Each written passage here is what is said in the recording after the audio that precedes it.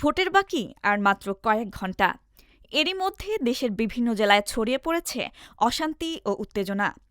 নির্বাচনের আগে শেষ মুহূর্তে আইনশৃঙ্খলা পরিস্থিতি নিয়ে উদ্বেগ বাড়ছে সাধারণ ভোটারদের মধ্যে। বুধবার নওগাঁর বদলগাছি উপজেলার ঝাড়ঘগিয়া গ্রামে এক মুদি দোকান থেকে বোমা উদ্ধার করে আইনশৃঙ্খলা বাহিনী। পরে সেগুলো নিষ্ক্রিয় করে আইনশৃঙ্খলা বাহিনী। এদিকে কক্সবাজারের টেকনাফে দাঁড়িপাল্লা প্রতীকের একটি অস্থায়ী নির্বাচনী কার্যালয়ে দুর্বৃত্তদের অগ্নিসংযোগের ঘটনা ঘটেছে।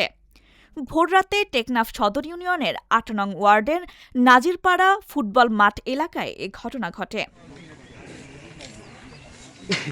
কুমিল্লার সীমান্তবর্তী একটি এলাকায় পুকুর সেচে র্যাবের অভিযানে বিপুল পরিমাণ দেশীয় অস্ত্র উদ্ধার করা হয়। এছাড়াও আরও কয়েকটি জেলায় অভিযান চালিয়ে বিপুল পরিমাণ দেশীয় অস্ত্র ও বোমা উদ্ধার করেছে আইনশৃঙ্খলা রক্ষাকারী বাহিনী। সংশ্লিষ্টরা বলছেন, নির্বাচনকে ঘিরে নাশকতার আশঙ্কায় এসব মজুত করা হয়েছে। প্রশাসনের পক্ষ থেকে বলা হয়েছে, শান্তিপূর্ণ ভোট নিশ্চিত করতে মাঠে রয়েছে আইনশৃঙ্খলা বাহিনী। যে কোনো ধরনের সহিংসতা রোধে সর্বোচ্চ শক্তি প্রয়োগের হুঁশিয়ারি দিচ্ছে বাহিনীগুলো। আমরা র্যাপিড অ্যাকশন ব্যাটালিয়ন এই নির্বাচনকে সুষ্ঠুভাবে সম্পন্ন করার জন্য, আইন শৃঙ্খলা পরিস্থিতি ভালো রাখার জন্য দীর্ঘদিন যাবতে শিডিউল ঘোষণার আগ থেকে আমরা কাজ করে আসছি।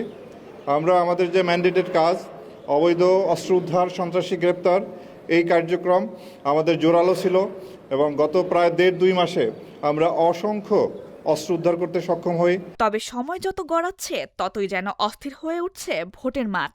এখন অপেক্ষা নির্বাচনের আগের কয়েক ঘণ্টার। ডেস্ক রিপোর্ট, আজকের পত্রিকা।